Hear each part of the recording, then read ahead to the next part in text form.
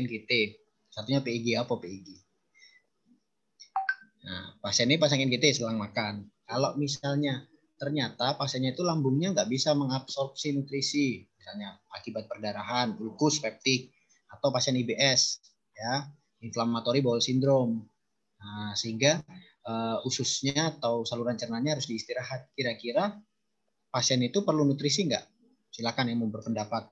Ditanya nggak ada ini.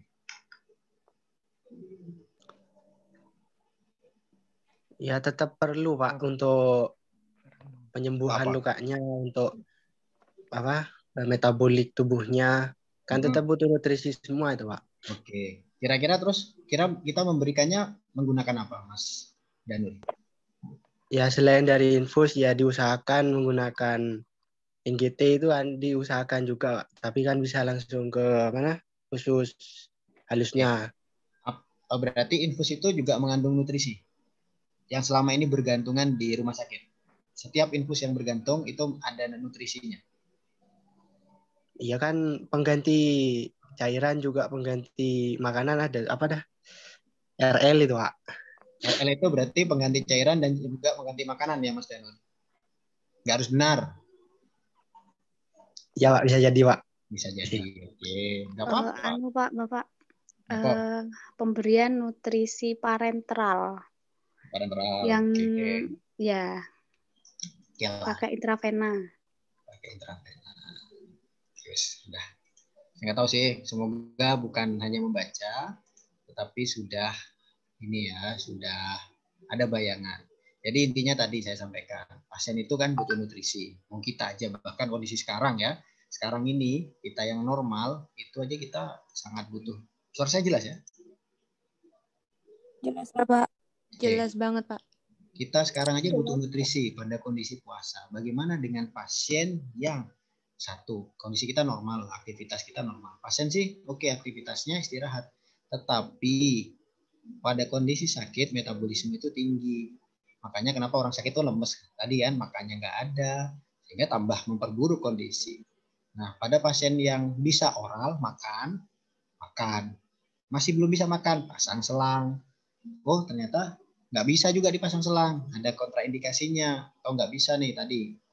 Apakah salurannya buntu atau tadi fungsi saluran pencernaannya terganggu? Maka kita pakai cara lain. Cara lainnya di sini disebut dengan nutrisi parenteral. Jadi kalau kita lihat di gambar jelas ya bahwa kita memberikan nutrisinya langsung ke dalam darah ya. Tapi ingat yang dimasukkan ke darah ya, kira-kira apakah nasi di blender? Ya enggak Pak. Enggak. Kira-kira apa menurut kalian ya?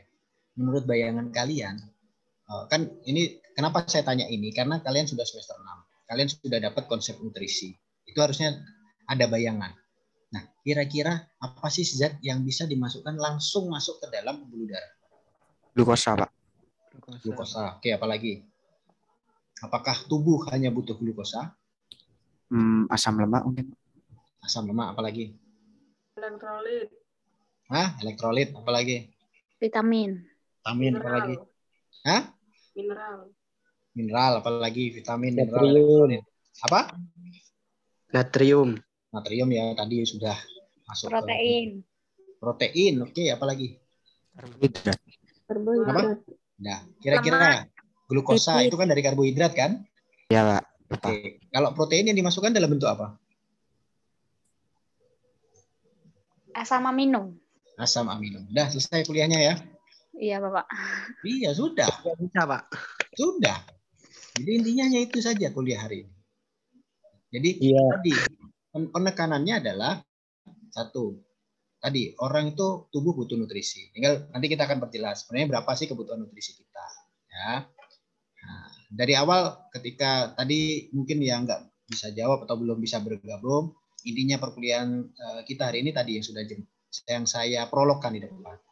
Pasien itu sangat butuh nutrisi. Kalau nggak bisa masuk lewat mulut, harus lewat selang. Kalau nggak bisa lewat selang, berarti lewat infus. Nah, di infus apa yang kita masukkan tadi sudah glukosa, karbohidrat, protein, asam amino, lemak, ya ada pengemulsi lemak, dan juga mineral dan elektrolit yang lain. Selesai, ya. Nah, jadi kalau oral berarti pemberian nutrisi melalui saluran cerna. Nah, kalau parenteral berarti kita memberikan nutrisinya melalui intravena. Ya, akibat apa? Bagi pasien yang tidak mampu menerima makanan melalui saluran cerna. Jadi ini tahapan akhir, ya, bukan tahapan awal. Ya, Pak, saya puasa Pak, mau diinfus asam amino. Batal nggak? Batal, Bapak. Ya, nah logikanya seperti itu. Ya. Nah, sebelum itu, oke, kita lihat ini dulu. Saya nggak tahu ini ingat atau enggak. Ya, jadi pada tubuh kita, pada kondisi kita makan, itu kan semua semua nutrisi kita dapatkan dari saluran cerna. Saluran cerna tempat absorpsinya paling banyak di usus halus. Dari usus halus akan diserap oleh pembuluh vena, ya, bukan arteri loh, pembuluh vena, ya, di situ ada vena mesenterica di usus kita, ya. Terus kemudian dari vena dia akan masuk ke hati untuk detoksikasi. Dari detoksikasi dari hati dia akan kembali ke jantung untuk bisa diedarkan ke seluruh tubuh. Ya, jadi bagaimana sih nutrisi itu bisa beredar ke seluruh tubuh? Jadi bukan dari lambung langsung ke seluruh tubuh, bukan. Jadi dari saluran cerna itu ke jantung dulu, dari jantung baru disalurkan ke seluruh tubuh. Nah, secara jelasnya, secara gamblangnya pada gambar ini. Ya, jadi karbohidrat, lemak, dan protein dalam tubuh itu digunakannya dalam bentuk tadi glukosa, terus kemudian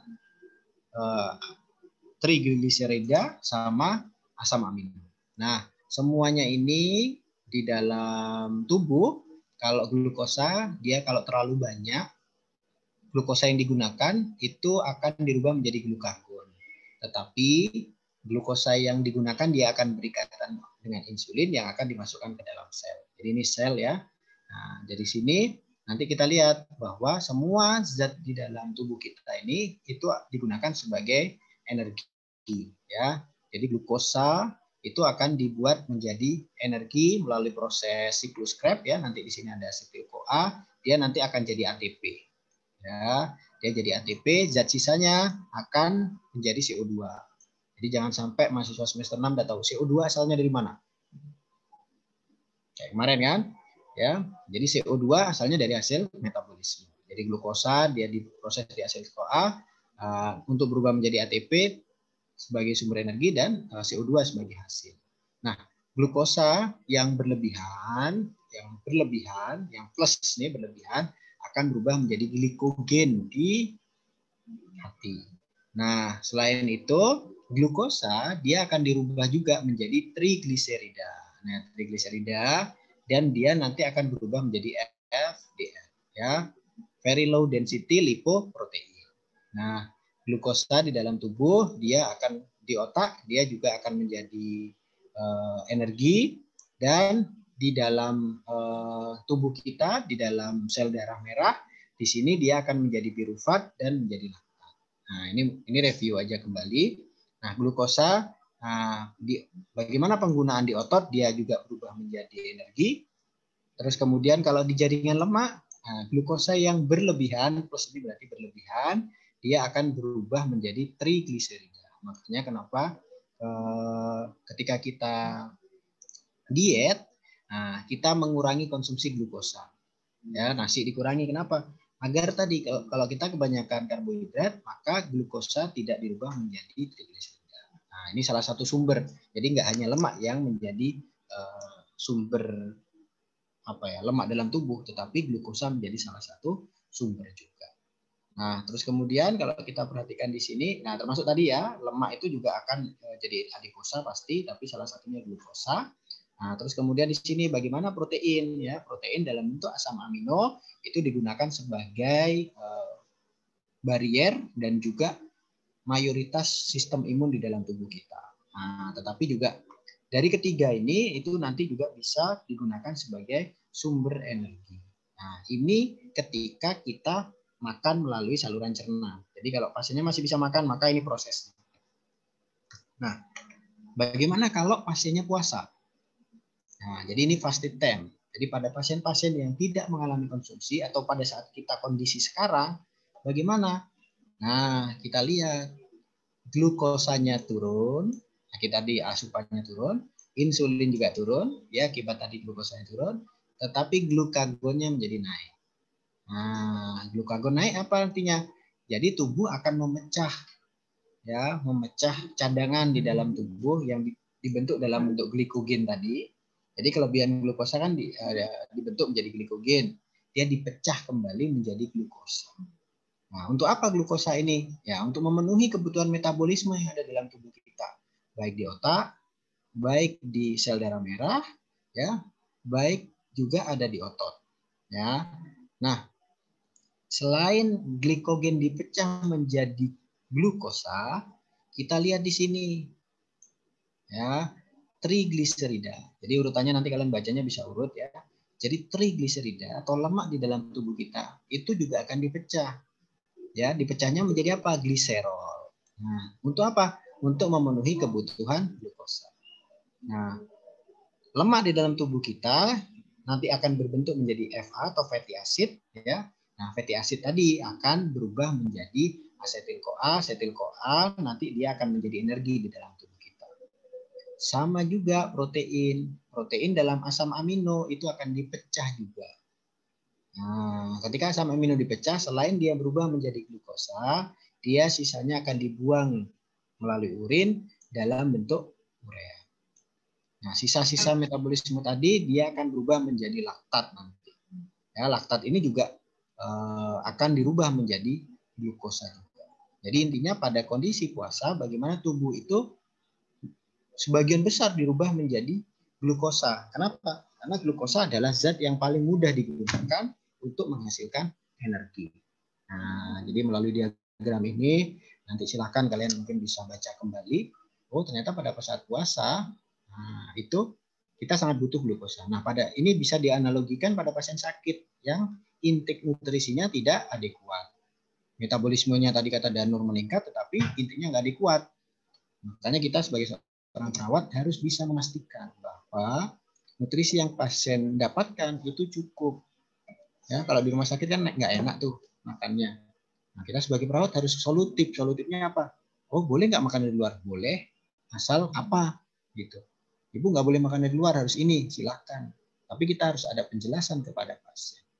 Nah, intinya apa tadi? Nutrisinya bisa terpenuhi. Jadi intinya ini ya. Jadi ketika intake dan output seimbang, itu maka tidak akan adanya penambahan berat badan. Kalau intake-nya kurang, maka tadi di dalam tubuh kita akan mengalami penurunan berat badan. Akibat apa tadi? Proses pemecahan glukosa. Nah, tetapi ketika ininya naik, physical activity-nya atau metabolik, ini naik tadi ya. Ketika tubuh demam, aktivitasnya juga naik, gitu kan? Maka kita akan mengalami penurunan berat badan.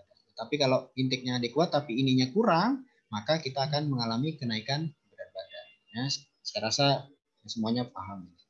Nah, berapa sih sebenarnya kebutuhan kilokalori kalori manusia dalam satu hari? Kalian nggak tahu ya? Kalian sering baca nggak di kemasan makanan nih, informasi nutrisinya? Pernah, Bapak. Ya pernah aja ya, tapi nggak pernah concern. Contoh yang paling sering. Kenapa di Indonesia itu banyak orang yang mengalami hipertensi? Karena kalau kalian perhatikan, kita mengkonsumsi natrium dalam satu hari itu maksimal 2000 natrium ya, garam. Kalian lihat di makanan kemasan, contoh mie instan. Mie instan itu natriumnya itu sekitar 1300.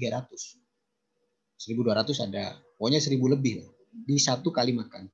Bagaimana kalau 3 kali makan? Berarti 3000 kita mengkonsumsi natrium yang berlebihan.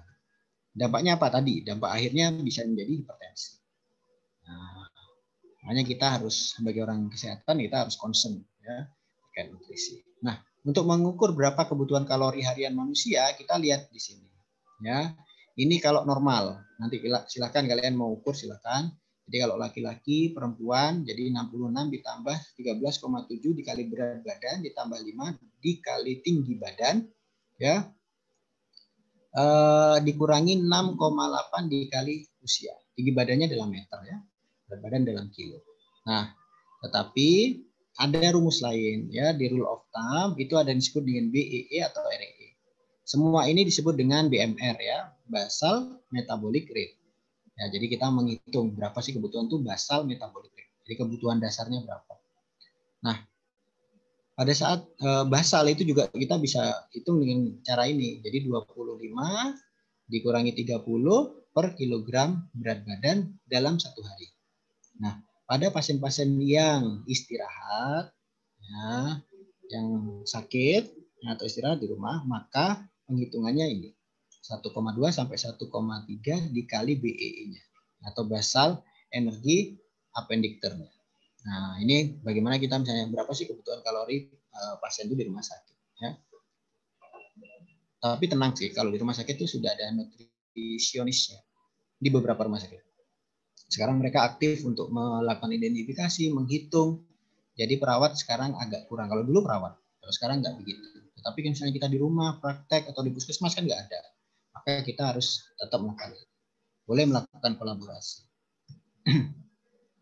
Nah, tadi sudah tahu kita berapa kebutuhan pasien. Nah, yang kedua berikutnya, ketika kita merencanakan untuk memberikan makanan secara parenteral atau secara pemberian melalui pembuluh darah secara langsung, kita ada dua hal yang harus kita perhatikan.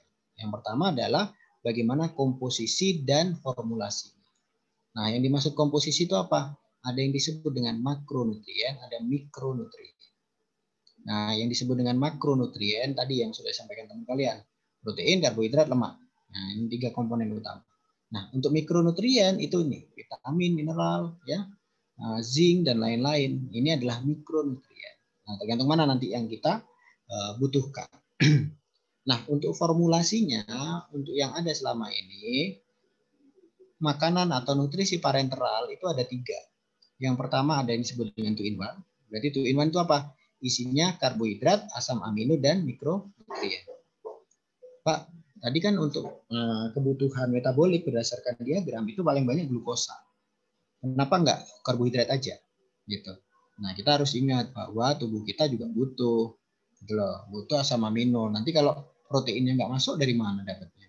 Nah, sehingga kita harus tahu karbohidrat, asam amino, mikronutrien. Nah, kalau 3-in-1 berarti semuanya ada. Berarti 3-in-1 itu apa? Karbohidrat, asam amino, emulsi lemak, dan juga mikronutrien. Jadi 3-in-1 ada semua. Atau di sini adalah formulasi khusus ya. Kalau formulasi khusus di sini adalah pasien-pasien yang mendapatkan asam amino khusus. Ya, pada pasien-pasien yang mengalami ensefalopati hepatik misalnya. Ya, dia di sini dapatnya ini branch chain amino acid ya, namanya ini valin, leusin, isoleusin itu ada. Jadi kalian ketemu lah. Nah, ini adalah yang sering diberikan kepada pasien. Nah, untuk formulasi tadi ini saya rasa saya review sedikit aja. Asam amino buat apa sih? Ya, sistem imun dan mempertahankan kerangka otot. Akibat apa? Gluconeogenesis. Masih ingat nggak ya? Glukolisis, gluconeogenesis. Nah, baca lagi nanti. Ya, berarti kalau lisis itu berarti pemecahan, ya misalnya glukolisis berarti pemecahan glukosa. Kalau gluconeogenesis berarti pembentukan glukosa dari asam amino. Ya, 1 gram protein itu 4 kilokalori dihitung ya.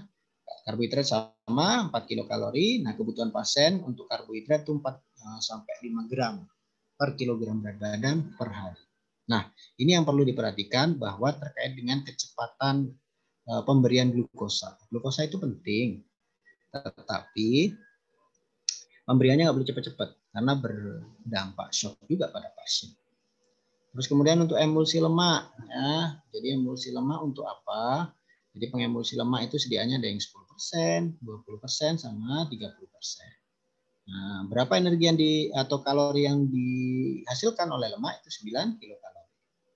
Nah, biasanya pengemulsi lemak ini digunakan untuk berdampingan pada pasien-pasien yang mendapatkan glukosa secara ketat. Kenapa? Emulsi lemak dia dapat mengurangi atau menurunkan risiko hiperglikemia. Nah, hiperglikemia itu berarti peningkatan kadar glukosa.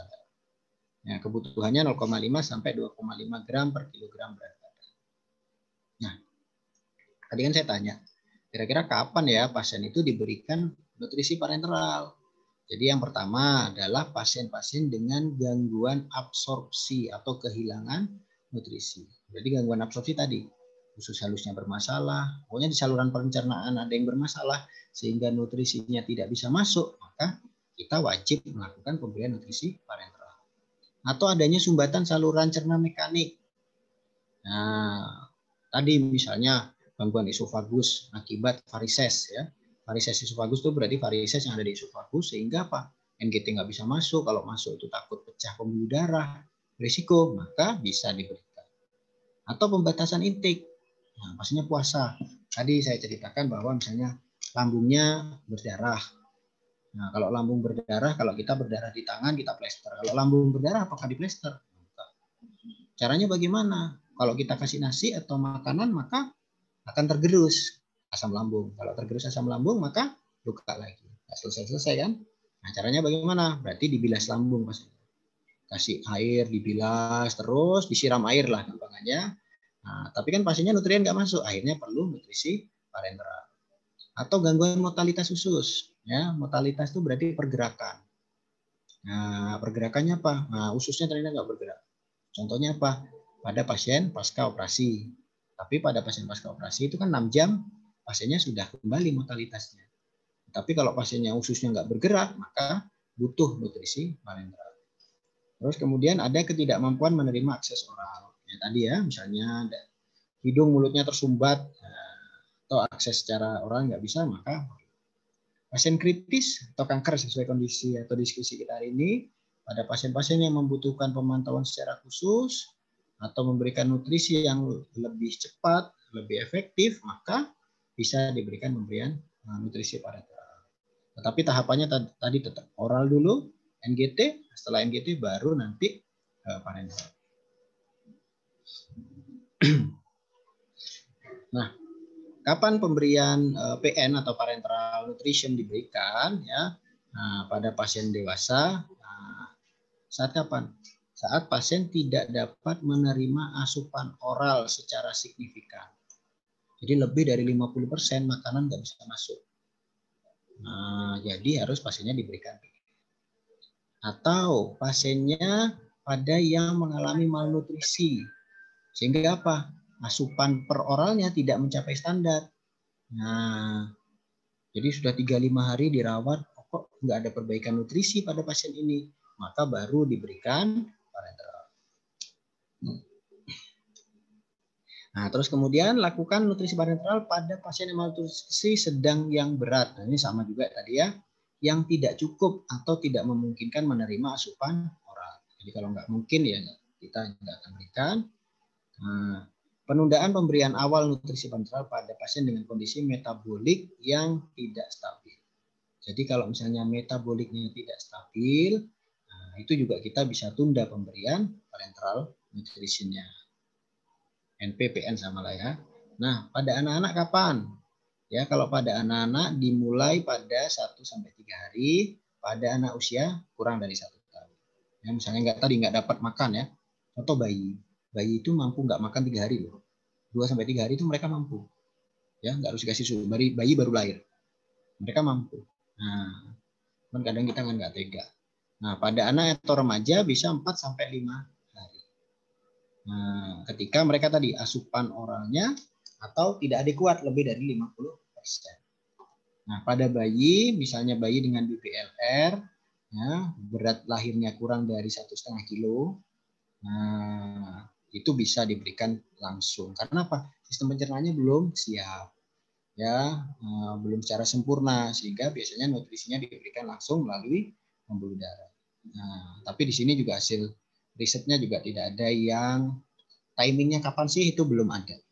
Tapi boleh dimulai saat kelahiran. Nah, terus kapan dihentikan? Nah, jadi ada prinsip di pemberian nutrisi parenteral itu pertama apa? Low dose. Low dose itu berarti dosisnya harus sedikit tuh untuk pemberian parenteral. Yang kedua adalah slow slow giving kalau nggak salah. Jadi pemberiannya harus pelan-pelan. Nggak boleh di drip cepat, nggak boleh. Ya, slow. Terus kemudian tadi penghentiannya juga bertahap. Jadi pemberiannya harus dari dosis paling rendah, pemberiannya dilakukan secara pelan. Yang kedua, penghentiannya pun harus bertahap. Kapan dihentikan? Ketika kalori oral bisa terpenuhi 65-75%. Nah, pada pasien yang mengalami gangguan mobilitas usus, tadi ya ususnya enggak bergerak, maka kapan kita berikan? Kita cek bising usus. Kalau perawat nggak bisa ngecek bising usus, bagaimana kita mengkolaborasikan pasien ini NP-nya lanjut atau tidak? Ya, kentut. Nah, pasien yang pernah operasi ini ya. Misalnya kalian pernah operasi. Makanya kapan? Nunggu kentut. Nah, karena apa? Nunggu mortalitas usus bergerak. Atau ini drainase nasogastrik minimal pada pasien-pasien yang dilakukan pemberian drain ya pada NGT-nya. Nah, untuk memberikan itu ada dua ya. Yang pertama adalah vena sentral, ada vena perifer. Nah, kalau vena perifer itu ya yang di tangan ya, di lengan, ini perifer. Nah, kalau yang ini adalah vena sentral. Vena sentral berarti langsung diberikan kepada yang paling sering, vena subclavia. Yang sini, vena subclavia. Nah, dimasukkan jadi venanya langsung masuk ke atrium. Atrium apa ini? Atrium? Dextra. Atrium dextra. Ya, langsung masuk ke atrium dextra untuk bisa dipompakan ke seluruh tubuh. Bisa subclavia supraclavicular atau vena jugularis. Ya, vena jugularis itu ini. Nah, jadi yang di atas nih. Nah, ini contoh vena jugularis. Nah, nanti ini akan kita bahas nanti ya pertemuan berikutnya mengenai CVC. Nah, ini jadi banyak nanti salurannya. Jadi untuk nutrisi sendiri, makan sendiri, ini semuanya sendiri-sendiri. Ya. Itu akses pemberiannya. Nah, Pak, kapan pemberiannya di vena sentral, kapan pemberiannya di perifer? Jadi ada pertimbangannya. Yang dipertimbangkan yang pertama adalah jenis NP-nya atau nutrisi parenteralnya. Nah, berkaitan dengan apa? Osmolaritas, kekentalan dan juga pH. Nah, jadi kalau vena perifer itu dia nggak bisa mendapatkan nutrisi yang hipertonis. Hipertonis itu pekat. Contoh misalnya glukosa yang terlalu pekat dia nggak bisa. Nah, jadi dia yang hipertonis nggak bisa. Nah, venanya nggak kuat. Nah, sehingga dia bisa menyebabkan iritasi. Nah, sehingga untuk kekentalan atau osmolaritas untuk vena perifer itu osmolaritasnya kurang dari 900. Kalau vena sentral itu lebih dari 900. Ya, itu osmolaritasnya. Nah, akses vena kita lihat. Oh, ternyata mau diinfus tangan nggak bisa karena pasiennya sudah gangguan sistemik. Nggak bisa tusuk mana-mana, nggak bisa. Maka bisa pakai vena sentral. Nah, yang kedua adalah tergantung kondisi pasien. Nah, kalau kita lihat gambar di sini, ya, misalnya satu vena dibuat untuk berbagai macam saluran, maka dia nggak mampu venanya karena kecil. Tapi kalau vena sentral dia mampu untuk berbagai macam lumen atau saluran obatnya ada berapa, ada yang syring pump, ada yang lain. Nah, itu bisa. Jadi tergantung. Ya, CVC berarti vena sentral. Ya. Vena sentral kateter. Nah, yang kedua adalah komposisi dan kalori. Nah, jadi tadi berapa kalorinya? Misalnya asam aminonya lebih dari 5% atau dextrose 10%. Jadi kalau yang dextrose yang diinfus itu maksimal 10% yang warnanya hijau. Nah, tapi kalau yang pekat nggak boleh sebenarnya. Jadi harusnya dimasukkan melalui vena sentral. Nah, tetapi di sini untuk yang parenteral yang terdiri dari lemak itu biasanya lebih cocok untuk perifer. Nah, kenapa? Karena tadi ya lemak dia dapat berikatan sehingga dapat menurunkan osmolaritas sehingga melindungi endotel pembuluh darah. Endotel itu berarti dinding. Ya. Jadi untuk kalori yang tinggi biasanya diberikannya pada vena sentral. Nah, kita lihat juga waktu pemberiannya. Kalau jangka panjang itu vena sentral, kalau jangka pendek itu perifer. Ya. Nah, biasanya infus itu 7 hari sih. 7 hari itu udah ganti sih harusnya. Infus. Jadi setiap 7 hari harus berpindah. Ini contoh ya, infus TPN banyak sebenarnya. Silakan nanti kalian googling bisa. Nah, misalnya yang 2-in-1 itu disebut dengan aminofluid 1000. Ya, volumenya itu 1000 mili, jumlah kalorinya sekian. Nah, tadi kalian harus hitung dulu jumlah kalorinya berapa, kebutuhan pasiennya berapa. Oh Pak, ini pasiennya udah nggak bisa makan, kebutuhannya misalnya kalau 2000 1,3 berapa? 1,3 kali 2000 berapa ya? 1,2 deh. Berapa? Berapa, Pak? 1,2 kali 2000. 2.400, Pak. Nah, 2.400. Nah, berarti dia satu harinya dapat berapa? Nah, atau tadi didukung dengan nutrisi-nutrisi yang lain misalnya. Nah, itu juga bisa kita berikan. Jadi ini jenis 2 in 1, ini 3 in 1, nama produknya ini, volumenya sama, kalorinya. Kalau ini pengemulsi lemak. Nah, ini contoh ya, parenteral nutrition dengan tetes bersama. Jadi sekarang, kalau ini agak jadul ya. Jadi, tapi di Indonesia ada beberapa yang masih digunakan. Jadi sendiri-sendiri, glukosanya sendiri, asam amino sendiri, pengemulsi lemak atau nutriennya sendiri. Nah, botolnya ada yang masih botol kaca, ada yang sudah botol plastik.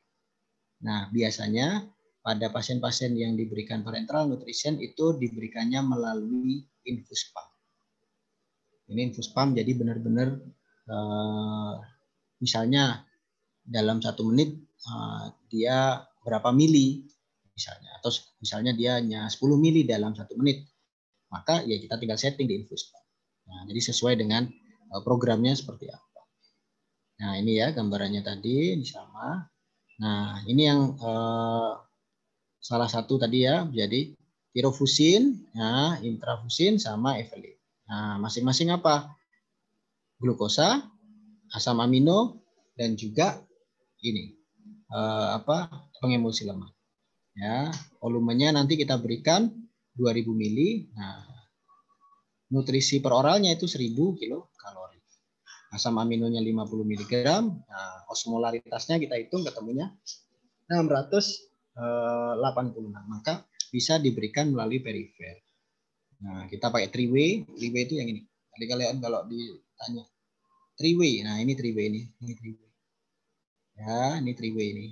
Jadi satu dari sini, di sini. Itu 3-way. Nah, melalui 3-way diteteskan dalam waktu 24 jam. Pakai infus pump. Nah, ini juga sama ya, bagaimana kita menghitung misalnya, oh ternyata tirofusinnya yang 1000. Nah, maka kalau osmolaritasnya lebih dari 900, maka kita pakai sentral. Ya, karena lebih dari 900. Kalorinya 1500 tadi. Untuk sentral dia digunakan untuk kalori yang tinggi. Nah, ini misalnya untuk pemberian nutrisi parenteral ya, kateter. Nah, ini misalnya tirofusin 500 ya. Dia 60 sampai 70% dia isinya karbohidrat. Nah, ini rinciannya saja ya. Osmolaritasnya 800, nah, dia diberikannya 15 tetes per menit. Digabung dengan apa? Lemak. Ya, lemaknya berapa? 40 sampai 30%. Sisanya 500 kilokalori, berarti 1000, jenisnya F-lip. Nah, dia sekian. Jadi sediaannya 250 mili, osmolaritasnya 270, bisa diberikan 4 tetes per menit. Kalau digabung, seyogyanya diberikan melalui vena sentral. Tetapi kan ini tadi lemak itu bisa mengurangi dampak ini. Nah, jadi bisa diberikan secara perifer. Nah, ini kalau asam amino ya, intrafusin 3,5% atau asam aminonya 35 gram, tergantung tadi yang dihitung kebutuhannya. Dia sediaannya 1000 mili ya. Nah, osmolaritasnya dia 600. Nah, ini tadi ya penggabungan dari tirofusin 500 yang isinya adalah glukosa, F-lip yang isinya adalah pengemulsi lemak, dan intrafusin yang berisi asam amino. Semuanya dijadikan satu, ya kita gabung berarti totalnya ada 2250 mili, berarti 1000 kalori glukosa, 35 gram asam amino dengan osmolaritas 650. Ya, 650 karena ini kan tadi dikurangi. Nah, tetes bersama 24 jam melalui vena perifer. Ini contoh pemberiannya. Ini jenis yang lain ya. Kalau vena sentral tirofusinnya 1000, evolip 20% atau kalbamin. Ya, nah ini untuk asam aminonya sudah 50 gram, kalorinya langsung 2000, tapi tadi osmolaritasnya tinggi. Jadi semakin tinggi tingkat kalorinya, biasanya osmolaritasnya semakin tinggi. Nah, pemberiannya ya sentral. Nah, ini yang baru. Nah, kita lihat di sini. Asam aminonya ada, elektrolitnya ada, dextrose-nya ada, lipidnya ada. Tetapi ininya sendiri-sendiri. Nah, jadi tetap dilakukan ya di sini untuk tambahan. Nah, jadi sediaan yang sekarang itu seperti ini. Jadi ini nanti dipecah, digabung. Jadi setelah dipecah ini dikocok, ini sudah ada nih berapa nih, saya nggak begitu jelas ya. Nah, sehingga apa saja ada sodium, potasium, magnesium ya, asam amino, dextrose dan lipidnya sudah ada penghitungannya. Nah, sehingga nanti tinggal, nah ini kan ada digulung agar apa? Nah ini bergabung nanti, bergabung semua dikocok, nah kita berikan kepada pasien. Nanti jumlahnya berapa? Ini kan 1540 mili, nah berarti di sekitar ini. Ya. Nah ini infusion portnya, ya infusion port itu berarti nanti yang keluar ke pembuluh darah. Kalau ini misalnya kita mau tambahkan, ya tambahkan suntikan apa sama amino atau apapun itu lewat sini. Kalau ini nggak boleh digunakan. Nah, bagaimana nutrisi, pemberian nutrisi kan melalui intravena. Boleh nggak bareng dengan obat? Nah kan kalau tadi kayak vena sentral tuh satu jalur. Nah, boleh nggak misalnya berbarengan? Ingat ya mahasiswa, ketika nanti praktek, ya, ketika memberikan obat kita harus tahu obat-obat apa saja yang tidak kompatibel. Karena kenapa? Kalau nggak kompatibel dia membentuk kristal misalnya. Nah, kristalnya di pembuluh darah maka menyebabkan sumbatan. Nah, di sini ada obat-obat yang tidak kompatibel dengan nutrisi parenteral, ya, antara lain nih obat antivirus, Acyclovir, amphotericin B, ceftriaxone. Jadi lebih banyak adalah obat-obat obat apa? Antibiotik atau antivirus atau obat-obat anti kejang. Nah, phenytoin, midazolam, voriconazolnya di jamur, midazolam anti kejang. Nah, ini tidak kompatibel dengan nutrisi parenteral. Jadi kita harus hati-hati. Nah, terus kemudian apa komplikasinya? Ya, sebenarnya komplikasinya itu lebih ke banyak ke arah pemasangan ya. Jadi di sini misalnya secara mekanik, nah, itu ada dua. Yang pertama itu berkaitan dengan pneumotorak ya, misalnya pemasangan vena subclaviannya kurang tepat. Nah, akibatnya apa? Udara masuk ke paru-paru sehingga menyebabkan pneumotorak. Gejalanya apa? Sesak, nyeri, dan batuk. Atau emboli. Nah, emboli itu apa? Nah, tadi kita memasukkannya ada gelembungnya. Nah, ketika ada gelembung, maka tadi langsung masuk ke jantung, diedarkan ke seluruh tubuh, menyumbat di otak, di jantung, atau dimanapun itu. Nah, itu bisa menyebabkan emboli. Ya, gejalanya bisa sianosis, takipnu, ya, pasiennya hipotensi, atau murmur suara jantung. Banyak gelembung. Ya, yang kedua adalah komplikasinya infeksi. Kalau infeksi itu lebih banyak ke arah pemasangan. Misalnya infusnya harusnya 14 hari diganti, gak diganti-ganti sampai bengkak. Nah, itu disebut dengan phlebitis. Atau sepsis. Kalau sepsis itu berarti infeksi sistemik seluruh tubuh. Akibat apa? Tadi CVC-nya nggak dirawat. Atau pemasangannya tidak aseptik. Nah, itu bisa demam, menggigil, atau bengkak. Nah, atau komplikasi yang lain adalah metabolik.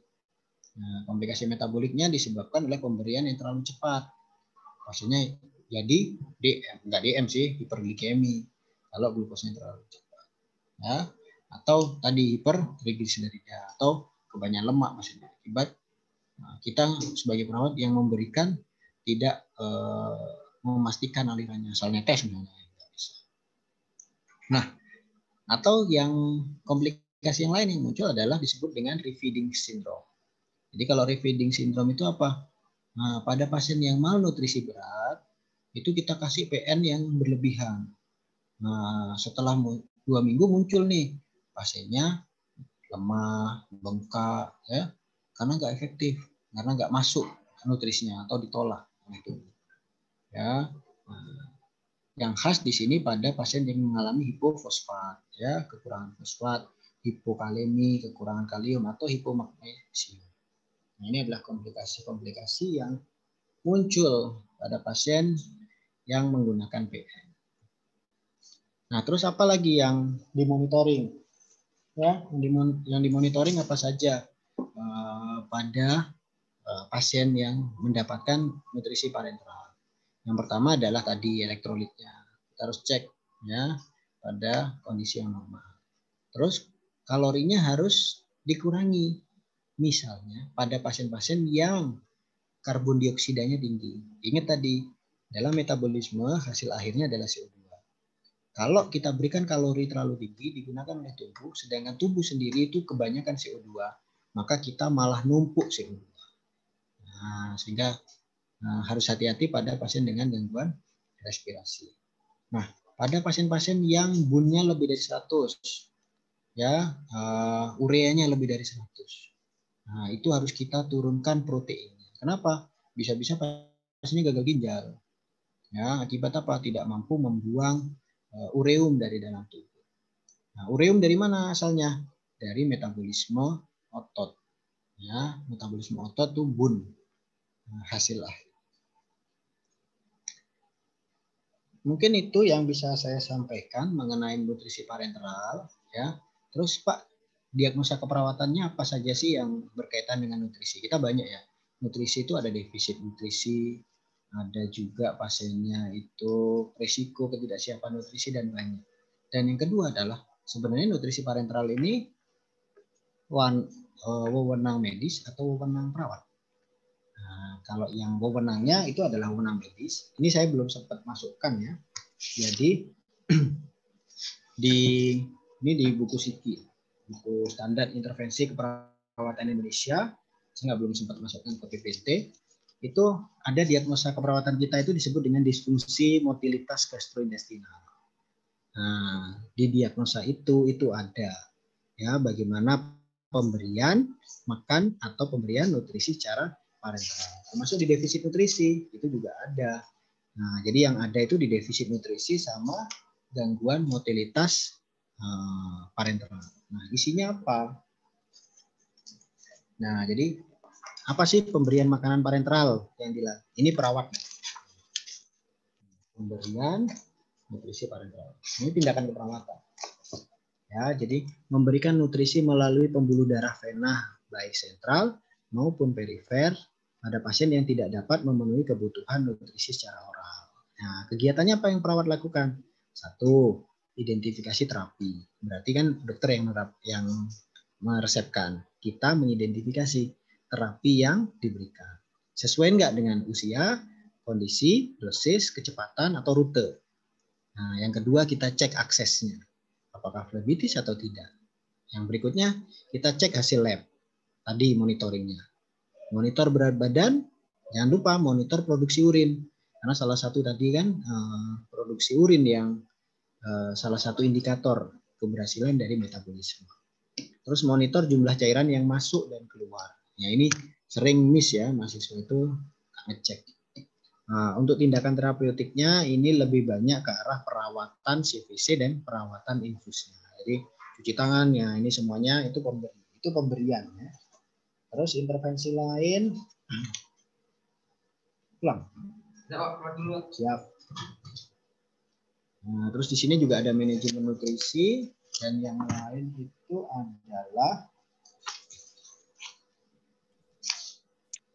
manajemen hipo atau hiperglikemia. Itu sudah ada semua intervensi keperawatan di buku SIKI. Oke, mungkin itu penjelasannya. Ada yang mau tanyakan silakan. Tanya langsung aja. Tak kira ini pertanyaan di chat. Ternyata izin ke kamar mandi, izin HP overhead. Silakan yang mau ditanyakan mengenai nutrisi parenteral. Kalau Izin seandainya bertanya, Bapak. pasien shock itu Bapak apakah boleh diberikan nutrisi parenteral? Oke, silahkan. Siapa dulu? Mungkin bisa raise hand atau apalah gitu. Biar bisa urut lah saya. Siapa dulu? Di reaction itu kan ada. Siapa dulu? Kayaknya Saya dulu deh, Pak. Oke, silakan. Kalau untuk pasien shock itu apakah boleh diberikan nutrisi parenteral? Oke ya, pasien shock apakah boleh diberikan nutrisi parenteral? Yang pertama adalah pasien shock itu bukan dalam waktu yang lama. Jadi nutrisi parenteral kita berikan dalam jangka waktu ya. Jadi untuk memenuhi kebutuhan nutrisi. Pada pasien shock itu kan shock saat itu. Jadi biasanya pada pasien shock itu yang diberikan terlebih dahulu itu berkaitan dengan sirkulasi. Jadi bagaimana kita menangani sirkulasinya dulu. Ya, jantungnya dan lain-lainnya itu kita tangani dulu. Nah, kalau memang diperlukan baru nanti nutrisi parenteral sebagai support. Gitu. Karena pasien shock itu kan lebih ke arah hemodinamik. Jadi hemodinamiknya distabilkan dulu. Nah, setelah itu baru nutrisi parenteral. Karena kita tahu bahwa pemberian nutrisi parenteral itu juga akan meningkatkan beban ya pada jantung ketika kita memberikan cairan di pembuluh darah. Gitu. Ada pasien shock, orang mompa aja nggak mampu, gitu kan? Caranya bagaimana ya? Pemberian obat-obat yang bisa meningkatkan kontraktilitas jantung ataupun obat-obat yang memperbaiki hemodinamik pasien. Mungkin itu Mbak Cuk. Silakan yang lain.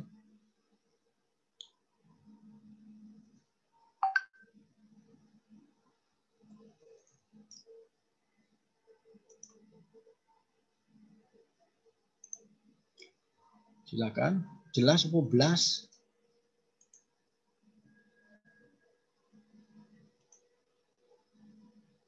Kalau jelas udahlah selesai. Karena tadi kan awal kuliah udah selesai, udah tahu gitu. Nah, ini juga menjadi catatan ya, menjadi catatan. Contoh misalnya pemasangan CVC. Jadi di CVC tadi kan kalian bisa melihat ada beberapa ini ya, ada beberapa selang. Jangankan kalian yang baru. Jadi kalian kan katakanlah perawat baru. Perawat ICU yang sudah punya pengalaman itu bahkan pernah ada yang salah loh memasukkan obat. Bukan memasukkan obat, salah jalur. Itu ada. Ya, itu memang bukan CVC tapi intratekal. Intratekal itu berarti langsung masuk ke sumsum tulang belakang. Itu lebih banyak lagi. Nah, jadi kita sebagai perawat tadi memastikan rutenya benar. Makanya tadi di intervensi keperawatan pastikan rutenya. Oh, ini yang untuk nutrisi. Oh, ini untuk obat. Oh, ini untuk apa. Nah, yang kedua adalah perawatan. Nah, contoh infus. Infus itu kan pokoknya dipasang selesai. Tapi kalau nggak kita observasi misalnya dalam 1 minggu, belum 3 hari udah bengkak. Ya, karena tadi perawatannya kurang. Apalagi CVC. CVC itu yang di sini kita pasang. Kalau nggak dirawat, resiko infeksi. Misalnya bagian luar infeksi. Maka dia cepat menyebarnya. Kenapa? Ketika infeksi masuk ke vena, dari jantung langsung beredar ke seluruh tubuh. Jadi infeksinya jauh lebih cepat nanti. Kalau pemasangannya tidak aseptik ataupun perawatannya tidak optimal. Sepertinya tidak ada pertanyaan. Bapak, Ya. untuk UTS-nya bagaimana? UTS-nya kapan ya? Bisa hari raya bukannya ya? Sepertinya minggu depan. Oh, minggu depan. Nantilah saya oke lah, nanti saya informasikan melalui PJMK untuk UTS saya seperti apa. Oke, Pak. Oke. Baik, mungkin itu dari saya. Ya, kalau memang tidak ada pertanyaan, terima kasih atas perhatiannya. Saya akhiri. Wabillahi taufiq wal hidayah. Wassalamualaikum warahmatullahi wabarakatuh. Waalaikumsalam warahmatullahi wabarakatuh. Baik, izin live dulu ya. Baik, Pak.